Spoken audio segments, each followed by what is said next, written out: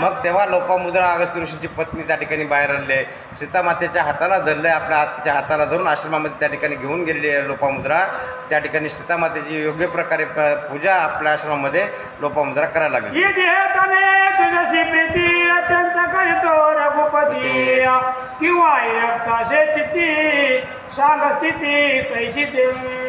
त्या ठिकाणी विचारपूस सुरू केली लोपामुद्रानं सीतामातेला, हे जनक नंदिनी, या ठिकाणी तुझे जे पती या ठिकाणी प्रभू रामचंद्र खरोखर तुझ्यावर किती प्रेम करतात बरं का, आणि मग तुझ्या आयुष्यामध्ये कसे कसे प्रसंग आले मला सविस्तर सांग, असं लोपामुद्रा विचारायला लागली. कोणी विचारता रघुनंदन, तो सीताशे की तुझे मन, तू भागवीश म्हणून समाधान करीतो की. आता प्रभू रामचंद्र या ठिकाणी तुझ्याशी व्यवस्थित बोलतात ना, तू जर का श्रमली असलीस तर त्यावेळेस मग तुला विचारपूस करतात का, तुझ्या पाठीवरून हात फिरवतात का, तुझी मायानं चौकशी करतात का, अशा प्रकारच्या लोपामुद्रा सीतामातेला विचारू लागली. या उपाली धीराजनंदिनी, त्रिभुवनपतीची पटराणी, श्रीराम प्रताप वाखाणी, ब्रह्मानंदे करुणिया. आता सीतामाता जगन्माता होत्या, या ठिकाणी त्रिभुवनाचे नायक असणारे, ब्रह्मांडाचे नायक असणारे भगवंत विष्णू, त्यांची पत्नी लक्ष्मी, आणि त्यांचाच अवतार या ठिकाणी सीतामातेने घेतला होता. मग त्या आपल्या वाणीने या ठिकाणी लोपामुद्रेचं समाधान कसं करतात ऐकू होतात. म्हणे परम दयाळू रघुनाथ, माझ्या वरिष्ठ करी अत्यंत, तू मनशी स्त्री लंपट बहुत, जनक जामात तैसा नव्हे. प्रभू रामचंद्र कसे माझ्यावर नितांत प्रेम या ठिकाणी करतात बरं का, क्षणभर देखील मला विसंबत नाहीत. मग असं असल्यानंतर तुला वाटेल की मग प्रभू रामचंद्र का स्त्रीलंपट आहेत का, परंतु तसा प्रकार नाही, स्त्रीलंपट नाही. ते आणखीन काय सांगतात पुढे. तरी अत्यंत दयाळू श्रीराम, मधुर स्नेह करी परम, विरक्त सदा निष्काम, रूप नाम नाहीतया. माझ्यावर खूप प्रेम करतात, अशा प्रकारच्या त्या ठिकाणी त्यांच्या मनामध्ये विरक्त भाव आहेत, सर्व दयाळू त्या अंतःकरणानं प्रेमळ आहेत. अशा प्रकारचं आपल्या पतीचं वर्णन या ठिकाणी सीतामाता करू लागल्यात. माझं घेऊन गेला रावण, दया सागर तो रघुनंदन, करुणिया नाना प्रयत्न, माझं सोडविले श्रीराम. ज्यावेळेस या रावणानं माझं हरण करून त्या लंकेला घेऊन गेला होता, त्यावेळेस प्रभू रामचंद्रानं किती महत् प्रयासानं माझा शोध लावला, युद्ध केलं त्या रावणासमोर, आणि त्याच्या बंदी शाळेतून मला या ठिकाणी सोडवलं, अशी सर्व हकीकत या ठिकाणी सीतामाता सांगायला लागल्या. तो लोपामुद्रा म्हणे सीते, तुझं कैसे नेले लंका नाते, मग येऊन जनक जामाते, सोडविले कवने रीती.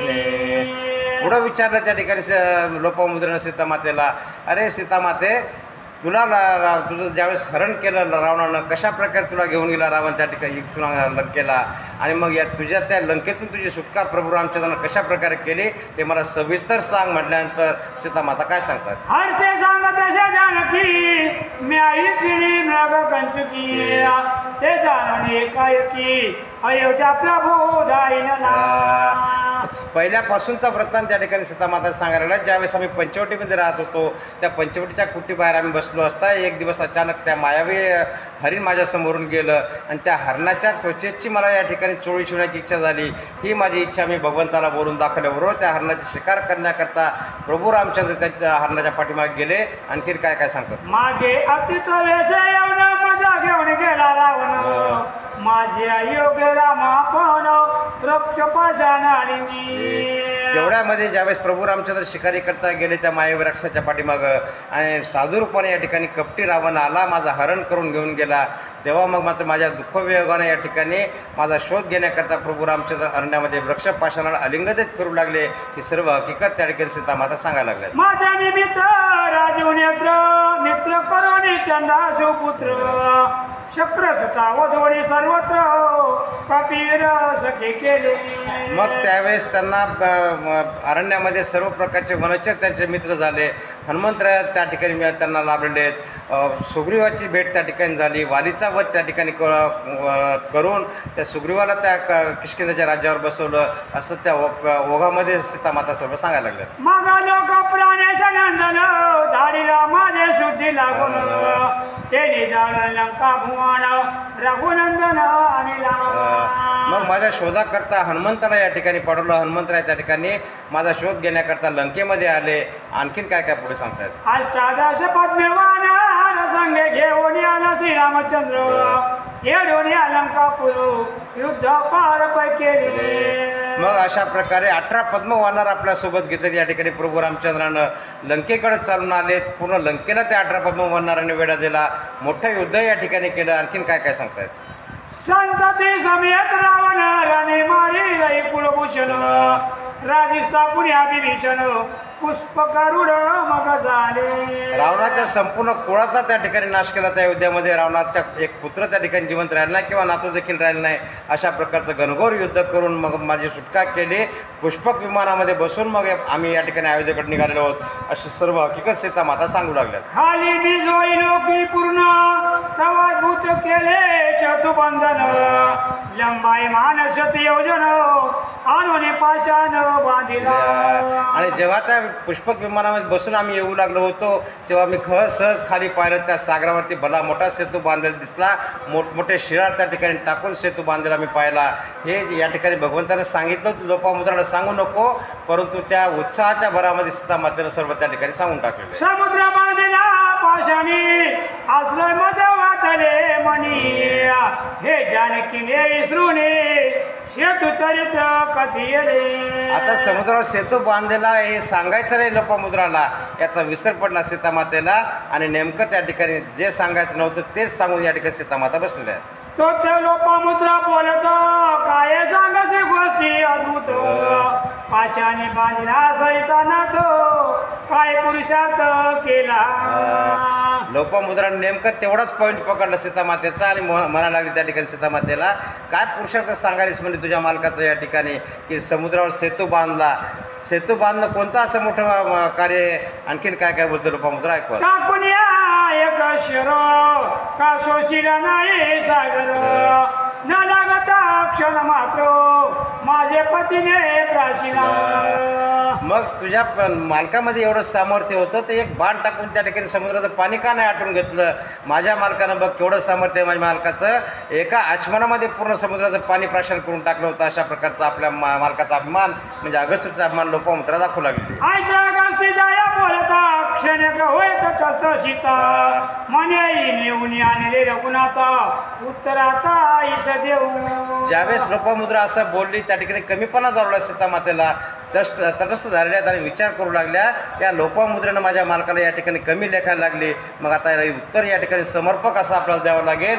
काय उत्तर देतात ऐकू आता. म्हणे रघुतमाचा जाता बाण सप्त समुद्र जातील आटून बिंदू मात्र नुरे जीवन जीव संपूर्ण मरतील. बोलायला लागल्यात सीतामाता पुढं. तू माझ्या मालकाचं काय पाहिलंस म्हणते? त्यांनी एक बाण जर या ठिकाणी टाकला तर एकच समुद्र नाही 7 समुद्र आटून टाकू शकतात. अशा प्रकारचं माझ्या मालकाचं सामर्थ्य आहे. आणखीन काय काय सांगतात? रामापाशी वानर गण आहेत परमबळे संपन्न सप्त समुद्राचे आचमन एकदाच करतील. माझ्या मालकाच्या सेनेमध्ये एवढे बलाढ्य वानर आहेत.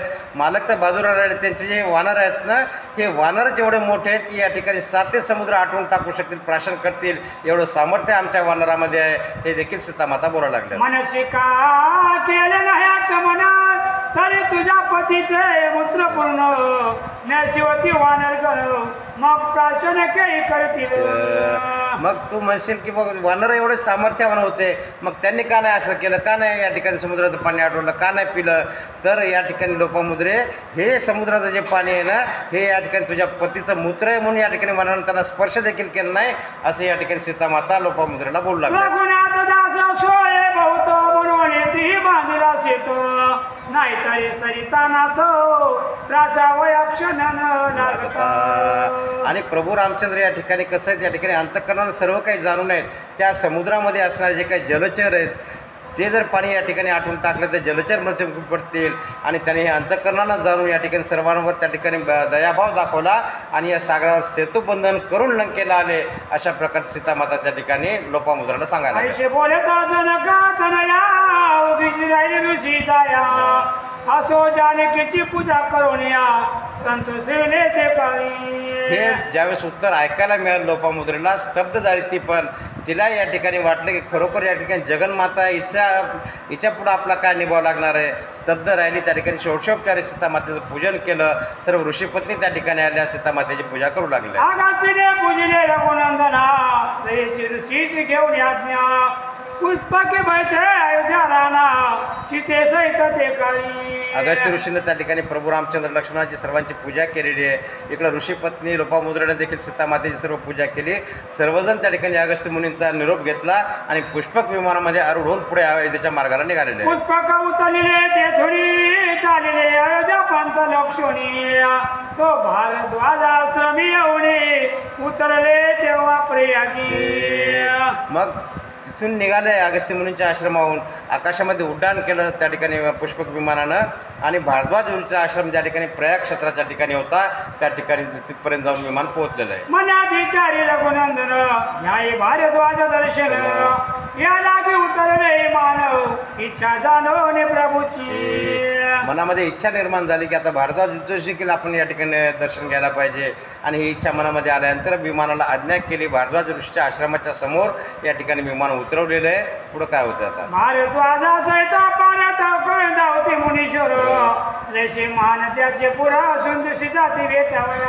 भारद्वाज ऋषीच्या आश्रमाच्या बाहेर ज्यावेळेस विमान थांबलं त्यावेळेस तिथं असणारे जे काही इतर ऋषी मंडळी त्याच्यासोबत होती त्या ठिकाणी जसं नदीला पूर यावा आणि ते एकत्र प्रवाह व्हावा अशा प्रकारचे ऋषीमुनीचे लोंढेच्या लोंढे या ठिकाणी प्रभू रामचंद्र दर्शन घेण्याकरता भारद्वाज ऋषीच्या आश्रमाकडे येऊ लागले. रघुतमे खालत्या उतरून न मिळे समस्त ऋषी जन भारद्वाजे तिथे आलिंगन प्रेम करून ते दवा. आपल्या पुष्पक मोहनातून खाली उतरले प्रभू रामचंद्र सर्व ऋषीमुनींना पाहिलंय. जागेवर त्या ठिकाणी सर्वांना नमस्कार केलाय. प्रभू रामचंद्रांनी भारद्वाज ऋषी पुढे आलेले आहेत आणि त्यांनी प्रेमानं घट्ट आलिंगन या ठिकाणी भगवंताला दिलेलं आहे. माने आजी धन्य दिवस घराला अयोध्या दिस झाली वर्षे चतुर्दश 14 दिवस अधिक खरोखर माझं भाग्य धन्य आहे बरं का. आज 14 वर्ष 14 दिवस या ठिकाणी झाले आणि भगवंता तुमचं साक्षात दर्शन परत मला या ठिकाणी घडलं म्हणून आपल्या नशिबाला या ठिकाणी धन्यता देऊ लागलेत भारद्वाज ऋषी. भारद्वाज लक्ष्मण लिंगिना प्रीती करून ते दिवशी रघुनंदन आपले आश्रमी राहील. एक दिवस त्या ठिकाणी आश्रमाच्या ठिकाणी मुक्काम केलेला आहे. भारद्वाज ऋषीनं सर्वांची त्या ठिकाणी आवभगत केली, पाहुणचार त्या ठिकाणी केला आणि पुढं काय होतं ऐकू आता. मग तो जगदात्मा रघुनाथो स्नेह हनुमंताशी सांगतो म्हणे आम्ही आजी राहिलो येतो प्रीतिस्तवा ऋषीच्या. मग त्या ठिकाणी प्रभू रामचंद्र त्या ठिकाणी बोलायला लागलेत.